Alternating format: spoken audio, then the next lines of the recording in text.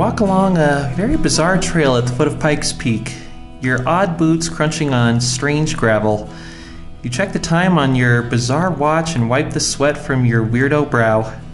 Okay, this is I'm losing momentum with the gimmick here. Anyway, it's time to take that fork in the road for the Anselm Society Digital Pub. Once inside, you are relieved to hear the pub's weirdo conversation on topics that are anything but weird, like the arts, faith, and whether it's okay to try to convince your wife to get a herd of pygmy goats for your backyard. At the corner table, by the fire, you see 4 people. One of them is asking the other 3 whether or not you should really throw Santa Claus in jail in Miracle on 34th Street. You can.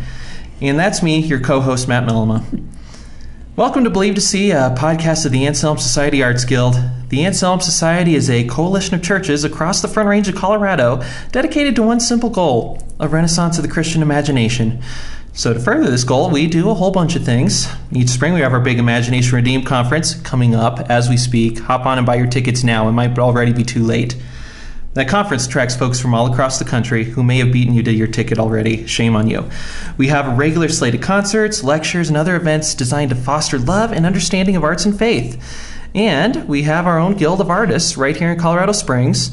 And when we artists aren't creating art, some of us like to podcast. Therefore, Believe to See.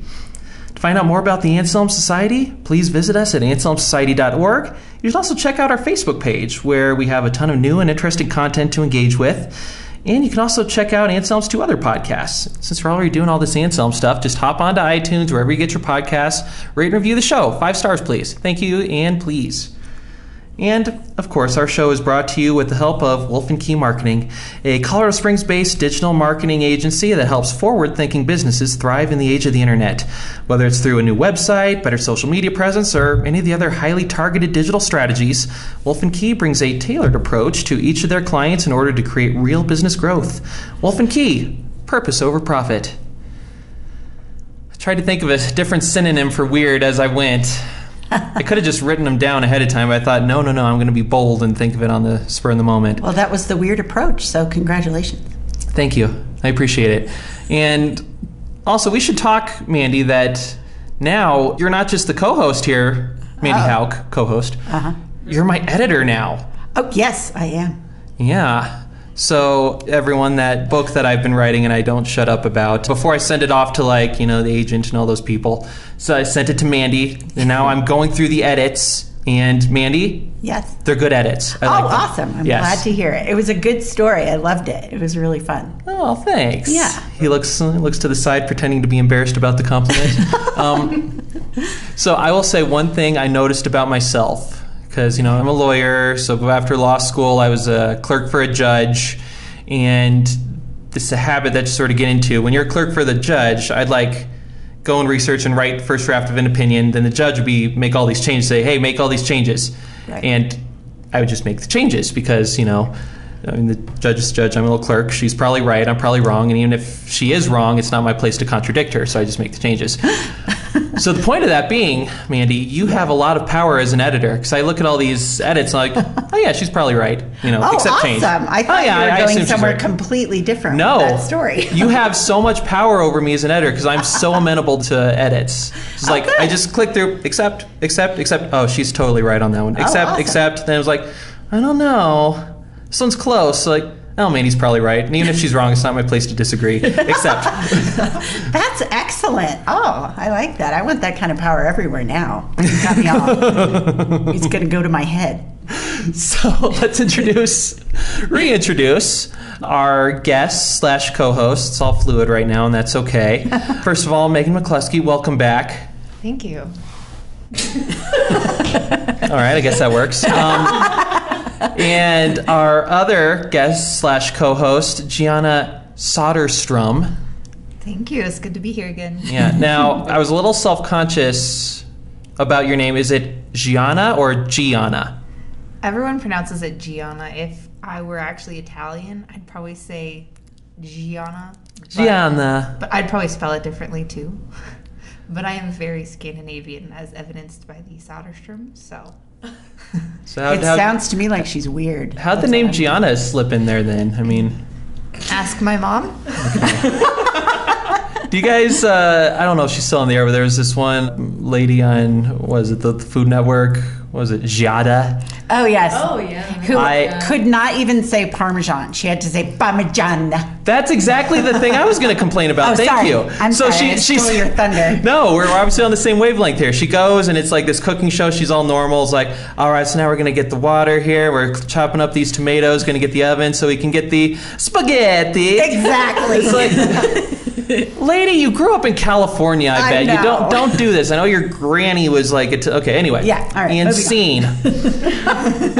So, hopefully, you all listened to last week's episode on asking if we're all too normal to be artists. If not, just pause this, go back and listen to it. We'll wait. And this is the second part of that series where, once again, to remind you, as I was trying to get these sort of two sister podcasts, one, am I too normal to be an artist? Two, am I too much of a weirdo to be a person?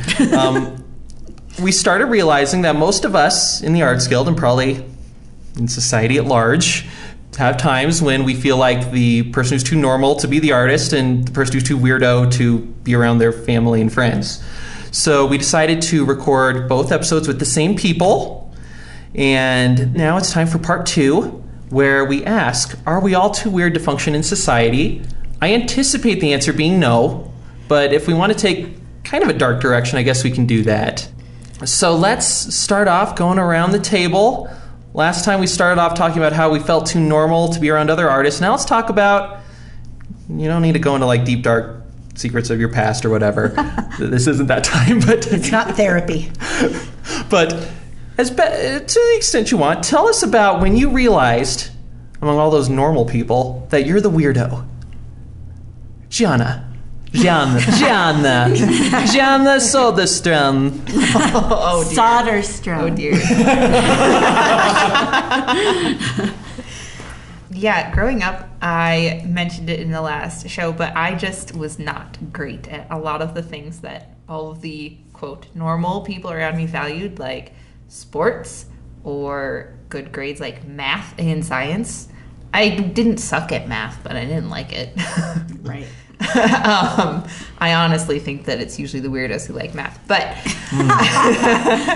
we all nod in agreement. Yes. All of a sudden, my husband is weird. Excellent. Okay. When I finally did kind of start to find something that I was good at, which was writing, or at least better at than all of the other things that I wasn't good at, I liked kind of leaning into that. If I wasn't too self-conscious, like around the people who just loved sports, I didn't have a whole lot to say or to join in with, but around people who did value art more, I was able to pull this skill out, the writing that I just kind of worked obsessively on as a kid. And it was my weird thing that I did all the time and that I loved so much. And reading obsessively was part of that weirdness. And so I enjoyed finally being able to lean into that and be good at something and get a little bit of attention or notoriety in a middle school type of way when everyone else was excelling at their own things that I sucked at. So yeah, that's the long answer of like why I liked art. All right, Mandy, you're on the clock. Yeah, I probably am going to have to go a little dark here because for me, it's very similar to Gianna as far as I was not good at anything. Like my mom was always trying to make me go outside. I didn't want to go outside. I wanted to read Charlotte's Web for the 3rd time that week because that's what I did. But the problem, I adore my family, but like I said in the last podcast, I was the anomaly in my family. And so the things I really wanted to do were not encouraged because being good at things that are artistic, like those are hobbies, those are pastimes, those aren't, where are you going to work? Like, what are you going to do with that? Which is, I mean, that's natural. That's the American way, as they say. But so for me, I always felt like, unfortunately, the parts of me that came the most naturally were the things that I was really supposed to just, put on the back burner. That's cute, that's fine, but have you done your, geometry homework? No, because I don't know how, But, so honestly, I don't know if you had asked me then if I would have identified that as me being weird in a good artistic way. I would have said, yeah, that this isn't the way I should be spending my time. It's not productive or something like that. So I kind of felt like that part of me should, I guess I already said that, like put it on the back burner. So did you feel some sort of call to like the arts at this time, or did you be like, do I like reading too much? How did that go? They couldn't pry the reading out of my little not dead hands. I mean, I was going to read. I didn't care. I mean, send me outside, fine. I'm taking a book. I don't care. I'm not playing tag. I'm sitting next to the tree and I'm reading a book. But the writing, and actually I just realized I came in second place for Cricket Magazine art contest when I was in 7th grade, and it's terrible. I should bring that to Anselm one night because it's horrible. I don't know. Anyway. What was it a picture of? It was a picture of pigs, and one of them was stuck in a fence. So I think actually the reason I got the place was because it told a story. Because there was one pig stuck in the fence, and there was another pig trying to help him, and it was sort of, anyway. Remember, world, if pigs can help each other out when they're down, why can't you adults? Yeah, there you go. Message from a 7th grader. Exactly. I had a picture in the paper, so, that, I got a little, boost of, hey, we're proud of you for that, from my family, but it was always just an extra thing. So wait, what did you ask me? I asked if around this time when you're feeling like, oh, I don't want to go outside, I want to recharge, are you thinking are these the seeds of being an artist? Do you think that you're becoming that at that time? That's all I ever wanted to do. I read really early on. My mom taught me to read, I think, before I was 4. And that's all I did was read and write goofy little stories and poems. That's all I wanted to do. So I was drawn inexorably toward that. But then I was told, okay, well, that's fine, but that's extra. What are you really going to do? Mm-hmm. And so I didn't major in English. I majored in psychology, which that works all right when you're building characters. And I didn't pursue writing as a real thing. I didn't really start actually trying to do this in any way, even in a small way professionally, until I think it was 2004. And I'm 50 now, so do the math. I don't know what I was. We all just established we picked our majors in college to avoid math, so who's to say? You could have been any age. I could have been any age. I don't know. But anyway, it's kind of funny. I actually started writing and pursuing art when I had little kids at home. So most people will tell you, you have to take a break now. You have small children. No, I did the opposite. And I was homeschooling them. So that was actually fun.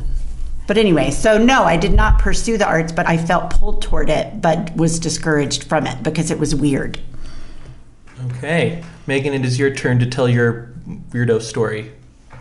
I was just sitting here nodding and relating to Mandy's weird choice to homeschool. Gianna, you were homeschooled, right? Yes, I was. Matt? Oh, my goodness. I just nodded my head. I let my husband teach the math. No, I had to start letting my husband teach them math as soon as they hit 3rd grade. I'm not even kidding. I'd be like, wait for Daddy to get home, then you'll understand that. Guys, I straight up did college at home too. So. That rocks. Okay, so now I feel weird as the only person that went to public school. No, I went to public school, and that's why I homeschooled. You homeschooled I homeschooled my children. Okay. Right. Okay. Yeah, no, public school is why I homeschooled. Okay, but doing art at the same time. Right. People have called me crazy because I'm homeschooling my kids. And then, Yeah, that's what I did. Because art is supposed to be on the side, like what you said. Exactly. So, you're so crazy. When do you have time for that? And or they treat you like you're self-indulgent. Yes. Oh, dear. Okay, sorry. I was very interested in this. I'll just answer the question. Yeah, I guess I do. Maybe weird is a relief, but it does explain the spandex and big hair, I think. I guess I had somebody recently comment about how I looked I love that 80s vibe. I was doing it on purpose. Oh. Dressing like I was from the 80s. And others, I don't know. I've admitted to, maybe being born in the wrong decade before. So let's just... I can't help the big hair. I can help the spandex, but choose not to. So. Hey, you're not wearing leg warmers. You're okay. Not today. Okay, anyway, yes. Majors in college. I had friends, like, I have like a visual in my head right now of a, you know, sort of guy was sort of maybe considering dating, throwing his head back and laughing like hysterically about the fact that I was an art major, and like that's not a real profession. That's not gonna take you anywhere. And that hurt my feelings. Clearly, it's a decade later, and I'm still talking about it. I bet he never got a date. Well, just one. Okay. Wow. Hey, confession. All right. But I actually, my artistic outlet as a child was actually writing friends. Nice. But only like, well, no, I wrote a short story called like A Hole in the Floor or something like that, which I think was inspired by Narnia's The Wood Between the Worlds. You know, they jump into the pools. It's kind of like a hole. Anyways, so, you know, trying to spin off of that as a 5th grader. But yeah, didn't really start doing the paintings till later. So lots of journal writing and my own little creative writing adventures. But, oh, and my college application essay was all about how I wanted to be an editor for an outdoor magazine and have 12 children. Oh. Which is not normal, right? I'm pretty sure no. It's a bold line to take in your admissions essay. Hey, I got accepted. So what does that say about them? That's weird. So my story is quite similar. I'm actually the opposite too. So Megan, you started with the writing, went to arts. When I was a boy, I super wanted to be a cartoonist.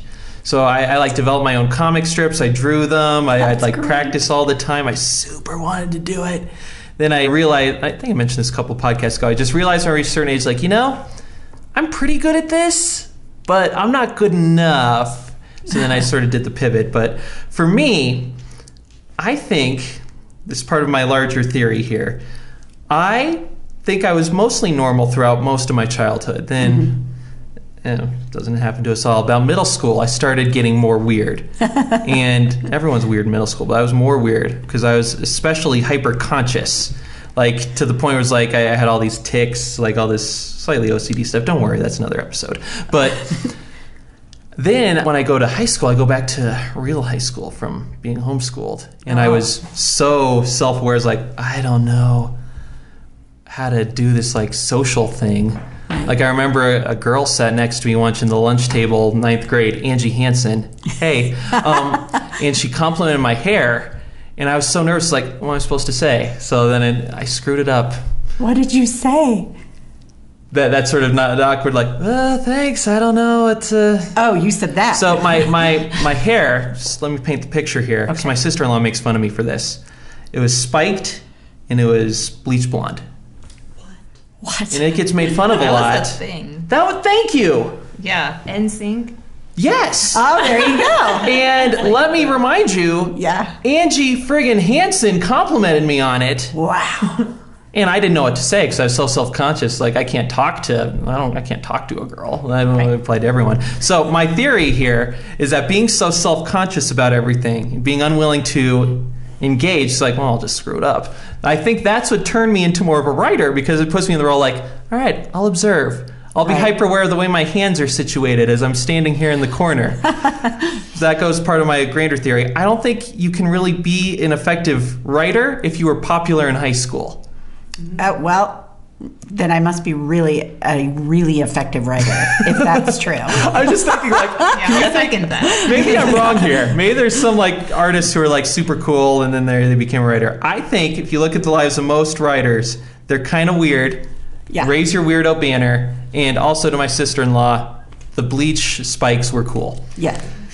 What was They I had talking their about? time. What was I talking about? Oh, anyway, yes, weirdness and how you always sort of feel like the weirdo. Yes. So let's talk, because one of the things about our theme for Anselm this quarter, the centric genius, because a lot of times in the culture we think of the artists sort of this eccentric, sort of off doing their own thing, which I think, as we covered on the normal podcast, it's problematic for a lot of different ways. But for For Christian artists, it's especially a non-starter because we are called to be a part of community, even if we are weird. We're called to be part of a church community. Then we also have these family ties of one nature or another, friends ties. We're called to be embedded in a community, regardless of how weird we may or may not be.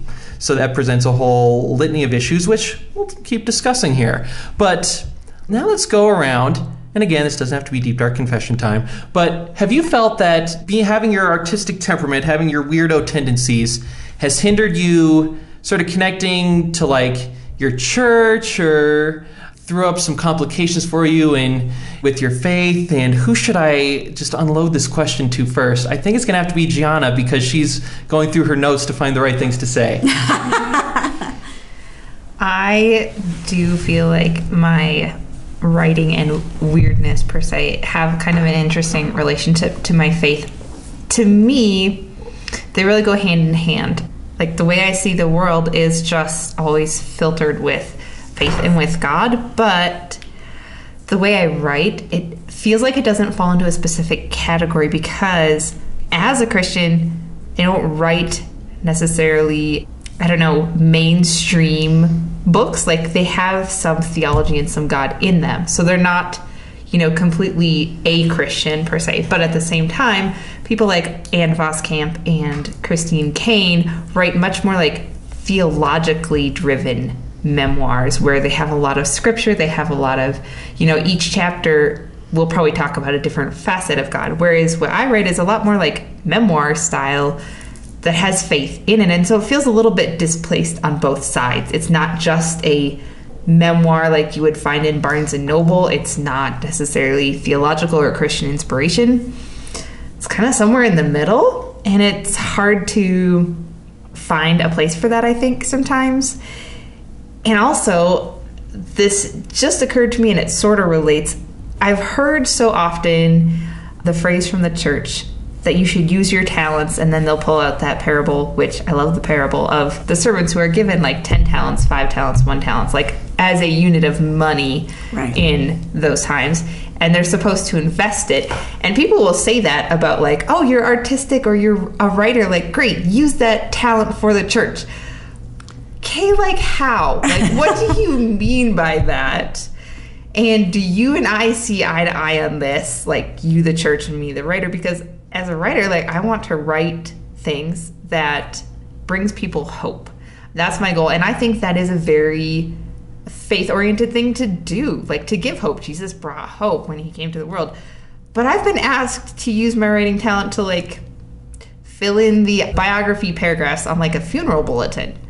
And that's not necessarily like, okay, sure, I can summarize, someone's decades spent on earth, but I hope that's not how the church sees me as a writer, is someone who can, fill out their programs, put down a couple of sentences in a maybe slightly prettier way than the next guy. Like, note to self: if I die before Gianna, do not ask her to write my biography. She will resent me. Yeah. To be fair, it was for my great aunt. Like, I love her. I didn't mind doing it, but I was kind of like, is this how you see writers? Yeah, that like, sounds as a limiting. church, is this how you see people with talent? Like, use it only as it pertains to something within the 4 walls of, the church building itself? Or, like, do I get to have some freedom in that? Jesus went into, temples and tabernacles, but and I'm forgetting the word of what the structure would have been called that he went into, but the synagogue, that one, yes.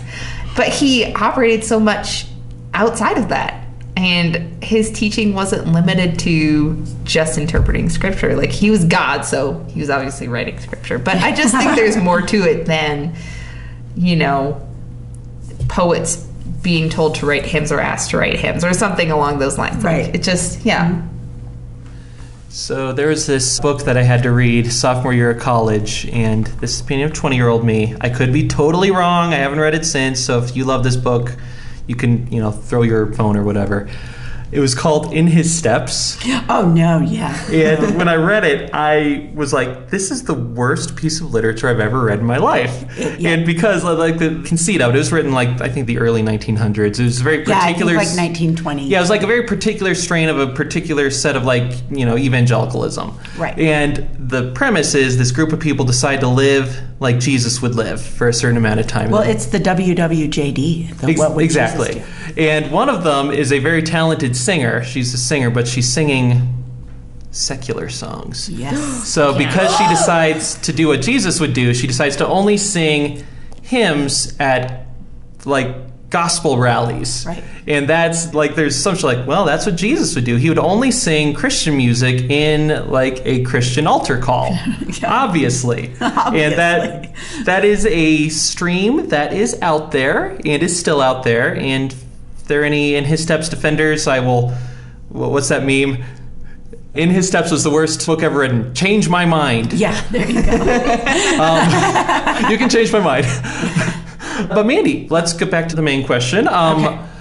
Ways that you felt that you were too weird to fit in at church or other sort of, like, groups of Christians. That's a tough one. I tended to gravitate toward children's ministries because maybe they don't care if you're weird. I don't know. I do think, and I'm sure that some of our listeners are probably even directors of their women's ministry, but I will say that I have a really hard time fitting into any kind of demographically sorted groups that they have at the church. So whenever there's a women's ministry event or something specific like that, I chafe at the order and the expectations of that. And so that's probably limited me in some way. Maybe I need to change my attitude, but I prefer to just have the natural interactions with whatever group happens to, form itself. So like our small group, my husband and I are the old people in our small group, which is a new experience for us because we're only 50 and 54. It's not that old, but we are the old people by at least a decade in our small group. But I think I gravitate toward, and I don't know if that's weird or normal, but I guess in church culture, it's at least, I don't know, in the North American church culture, it seems like you're supposed to, if you're a woman, you go to women's ministry, and if you have preschoolers, you go to MOPS, and if you're a man, you go to Promise Keepers, back when that was a thing. And so like the prescribed slots that you're supposed to fit into, and I don't really fit really well. And it's very awkward for me if I do go to a women's ministry event. I just really don't know what to do with I don't like tea that much. I always had, all my best friends in high school were guys, so it's just, I feel awkward, I think. Maybe not weird, but I do feel awkward because I'm always trying to read the room and figure out what is expected of me in this situation. So I don't really let my guard down sometimes. That makes sense. I actually really resonate with that because I'll have to go with sort of like these men's prayer groups and everything, and that's all that like macho man rally cry. All right, everyone, let's talk about our testosterone and how we're all going to be leaders of this generation. Generation, I'm going this way. What do you think? I always feel so uncomfortable in those situations. See, none of us have been there because we're all women, so we don't know. Well, you're not missing out. We've all been asked to be Sunday school teachers. Yeah. Yes, we have. We all have, especially when they find out I homeschool. I'm all, don't you? Like when I did, they would ask me to teach Sunday school, and I'm like, hi, I do that 5 days a week. Find someone else, give me the babies. So, Megan, your turn. Okay, too weird to fit in? That's the question. Wow. Yeah, I think what I tend to do in order to cope with feeling a sense of otherness in my various spaces where I find myself, we kind of talk about being mom, being an artist, being a church-going Christian. I think what's happened is I've just joined a group for every specific part of myself. And so I have like homeschool mom friends, but they kind of cross over. They've kind of just decided like they're awesome, and they're like, no, you can't leave. We're going to be your friend even when you try not to be our friend because you think you're too weird for us. So thank you, real friends. But also just like trying to find my way in, I guess, just my community at large is, yeah, like, where do I fit? I think I'll just try everything. But also sometimes I even can feel a little bit like the outcome of what I create is not as integrated with the source or the emotions that inspired it, or even the headspace of where I was with God at the moment of inspiration, because what tends to happen is I kind of like therapy myself through it. And so the outcome is much better probably than how I am feeling internally, because I need to see the color and the beauty that I'm creating. Mm-hmm. And so I think, I mean, maybe you can call it an integration problem or integrity. Oh dear. I was reading a verse about hypocrites today and just feeling like just easy to beat myself up in that space because of just the way that I've tried to cope with feeling the different parts and the different needs needing to be met and not being able to find one place to kind of go for everything. And I mean, it'd be great if Jesus was just walking in his dusty sandals down the road and I could just touch his robes and everything would be made right. Because that's what he did. He went to the margins. He went and looked for the people who didn't feel like they fit in. So I think artists are often trying to find the place, the one place, and it's like, oh, maybe if I take this caveat of this, or maybe if I do it in this way, and then, you know, just, I'm trying to like curate what I need based on what I have, which is like a really artistic, weird way of doing life maybe, but doing one thing or one group doesn't seem to be enough for me. Well, the fact that you use the word curate to describe it definitely shows your artist tendencies. Yes. So there are a couple things I was sort of mulling over as you all were talking. One of them is a theme I think we've all talked about it at some point, where a lot of our art seems to be like stuck in the middle, where it's not Christian-y enough for the Christian groups, but it's too Christian for the non-Christian groups. And it being too Christian for non-Christian groups, that's sort of a different topic. But with regards to like the Christian groups, there is a tendency, you know, see generally in his steps, to view, for a certain sort of person in the church to be like, okay, well, art needs to have a message. So if you're a Christian, it should all be, you know, blatantly Christian. You know, we have the Bible quotations, we have, you know, the altar call at the end, the person turns to Jesus and all their problems are solved by the end. The end. And we can all think of the works of art that are not the best to watch that or read that do that. And so when all of us who don't want to do that, or will have work that is hopefully infused with our faith but isn't specifically spelling everything out, we can kind of feel like the outcast there. Yeah, well, I was actually going to say that, like, a issue that I have is sometimes I don't tell people that I'm a writer, because they'll say, well, what do you write? And then I'll say, well, I write novels. Well, typically I say I try to write novels, but I need to get out of that habit and just say I write them, because I do. But so many of them, like this, typically it'll be like some sweet lady in the nursery with me, and she'll say, oh, well, tell me when it's published. And then she'll list all the books that she loves. And there, you know, I won't say the authors' names because the implication is that I don't like those authors, so I'll leave it. But just use your imagination. The popular Christian authors, and I do not write that. I mean, there is, obviously, I am a Christian, so that is all over my work. The redemption story and the brokenness and the redemption is in there. But I don't have, you know, nobody prays the sinner's prayer and, you know, stuff like that. And so it can be difficult to be I mean, that's like a very integral part of who I am as a writer. And so it's weird when I feel hesitant about saying that, because I know what they're going to assume. And by the same token, I don't even necessarily recommend books.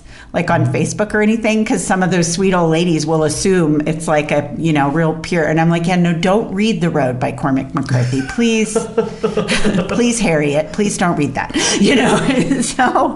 So it can be a little weird to feel like you're hiding a little bit of yourself, but I guess I shouldn't. That's on me. I can see like the two sides of you. Like there's one Mandy on one shoulder, one Mandy on the other. Like you're having the argument as you're talking. I am. So that's an interesting experience. You should write about it. There you go.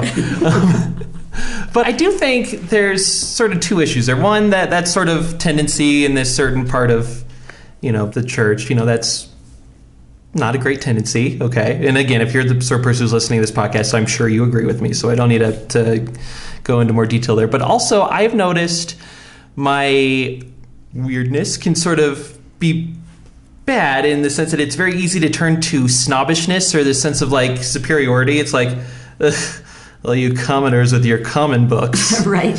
Oh, this talk that I'm hearing, this isn't very literate. Oh, what an obvious reference to make.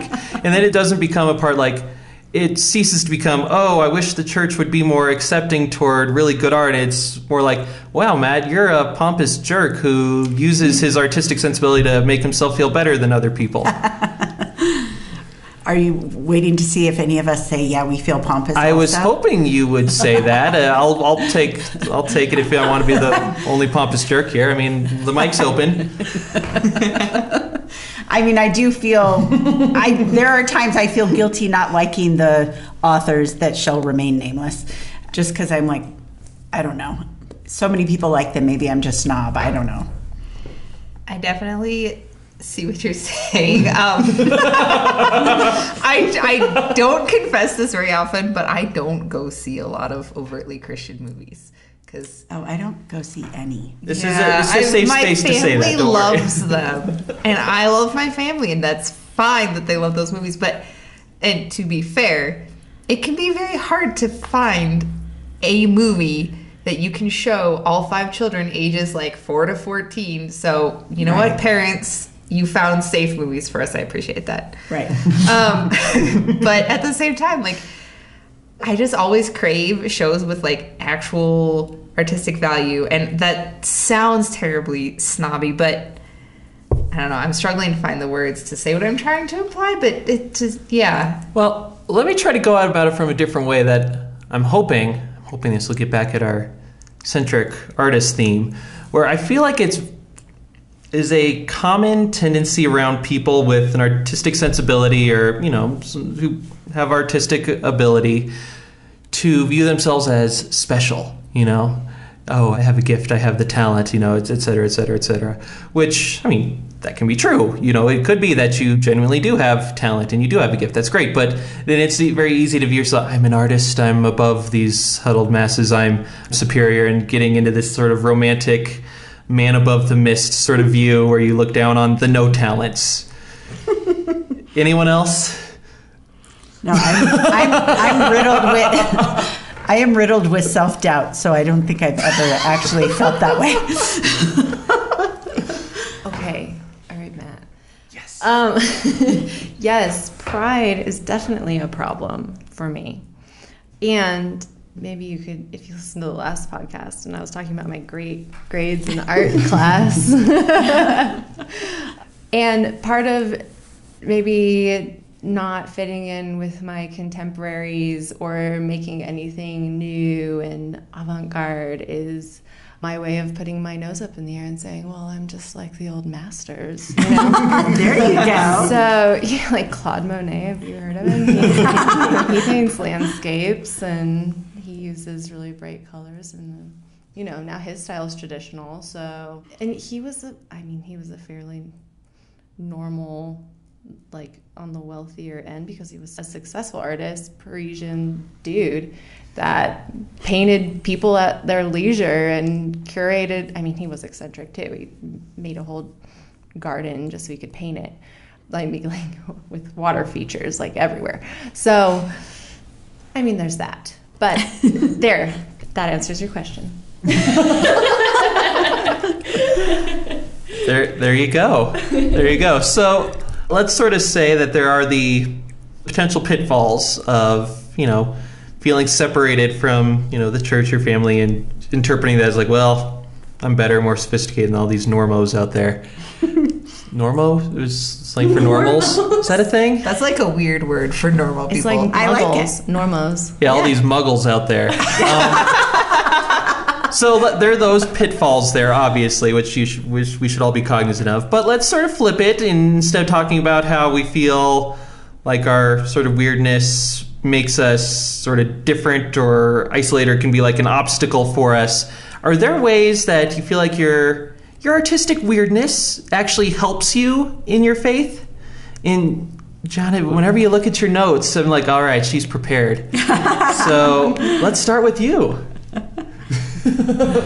Right, I was not looking at my notes, but okay. Well, in that case, shame on you for looking at Facebook or Twitter. So I have a babysitter watching my children. I was going to send her a note, yes. Anyway, can you repeat your question? You guys started fighting and lost track of what you're talking about. So ways that your sort of weirdness and artistic sensibility helps you in your faith or in your walk. Okay, I like this question. I do have notes about it. I just needed to hear it again.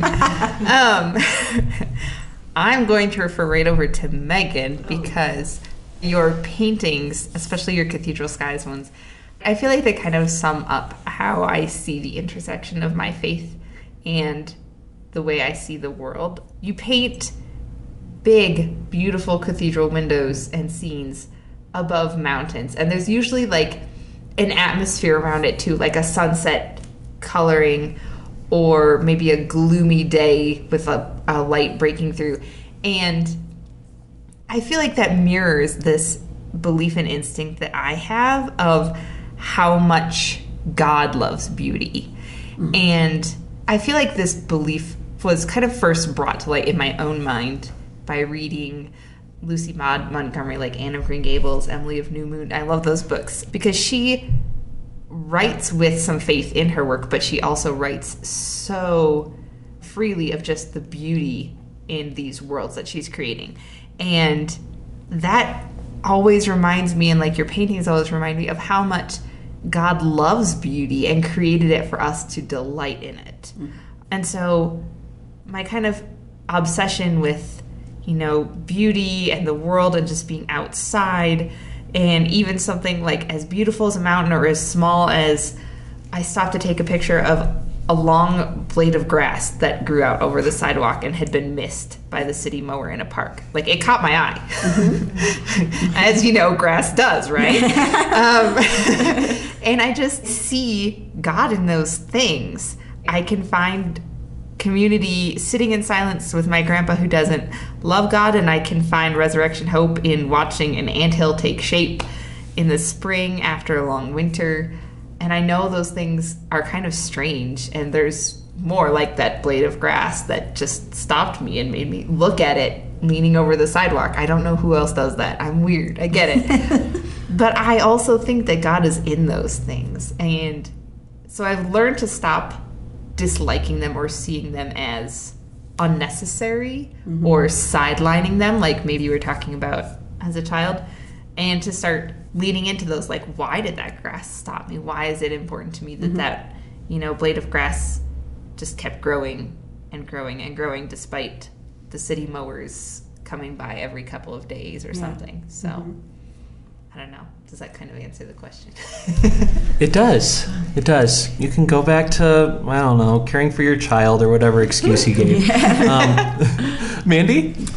Yeah, I think actually I was just talking about this with someone the other day, and I didn't attribute it necessarily to my artistic personality, but I can get frustrated sometimes when people argue over like the theology of things, and I know theology is important, that's not what I mean, but when they get down into the nitty-gritty and they try to understand, like I go to a Bible study with my mom, and there's this one sweet lady in the Bible study, and anytime we get to something like the Trinity or just anything that is really hard to understand, I just see her trying, like she struggles because she cannot handle the mystery and she wants to get it.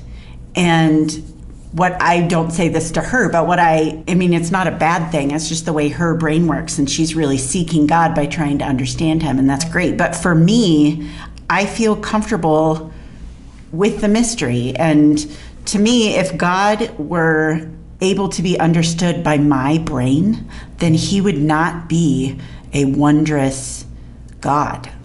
And so I just realized as I was sitting here listening to Gianna that I think that is part of my weirdness as an artist, is that mystery doesn't bother me. The opposite, it draws me, not to solve it, but to just sort of step into it and marvel, and to know that I will never be able to explain or contain who God is. And I enjoy that wonder, and I don't know, it feels like a romantic sort of love story almost feeling instead of a puzzle or a problem. Wow, I'm feeling really inspired and humbled. And thank you, Gianna, for noticing me and my work. I think what both of you are saying really resonates with me.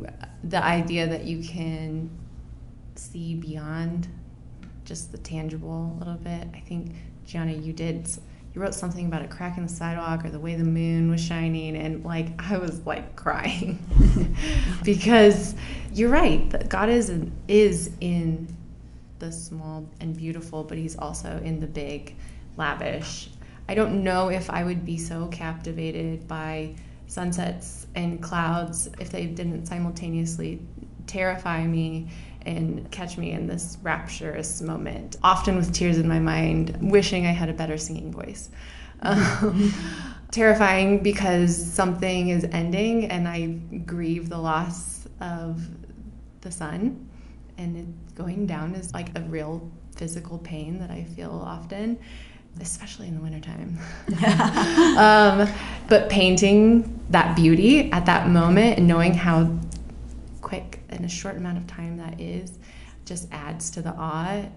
And I mean, I know I said this before, but God is a way better painter than I will ever be, and just has to paint with clouds. I don't plan to ever get over that.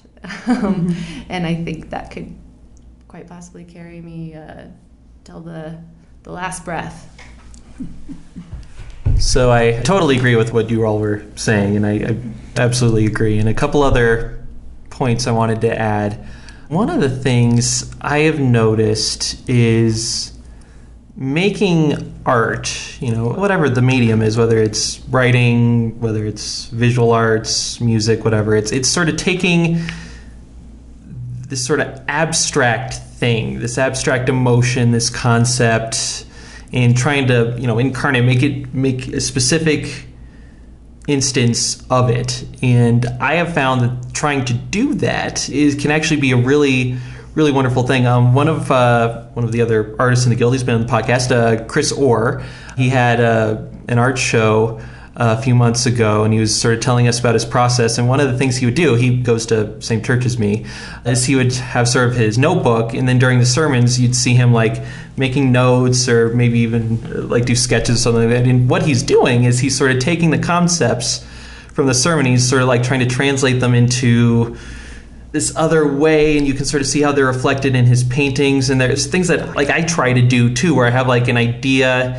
and I'm trying to capture it in this scene or this story or this image, and just whether or not it happens to be successful in any other instance, just the act of trying to do that, I think it's a really, really helpful and beneficial thing. And sort of to one of the points that you were making, Mandy, is just the whole concept of trying to behold something that's a lot bigger than you can capture. Probably butchering this, but I think Flannery O'Connor was asked what one of her short stories was about, and she replies something along the lines of, if I could just tell you what it was about in 2 sentences, I wouldn't have had to write the story. And the story is its own thing, and you can't just tame it into a pithy 2 sentences thing. There's sort of a comfort with mystery that you develop, and I think that's a very healthy and helpful thing that I really, really appreciate. So we're about running down. Final message for the weirdos out there. Anyone care to say a message to the weirdos? I will just say briefly, As time goes on, I am becoming more and more comfortable with my weirdness, and I try less and less hard to hide it. And I enjoy that. And I am a little nervous what would happen, like 50 years from now. I'd like to apologize to any potential grandchildren I have for embarrassing them. But anyway, hope you enjoyed our normal weirdo, normal passing podcast. If you want to hear more about this, like I said, hop on Anselm Society Facebook page. We have a ton of content on these topics, and we'll have different podcasts on this, posts, everything. It should be really great. Please check it out. And like I said, time winding down. Pub goers, we're all shuffling back to their homes. Fire's down to embers. And you realize it would be weird if you stayed out any longer. Did that work? Yeah, it worked. So, on behalf of the Believe to See table, thanks for stopping by, and we'll see you next time.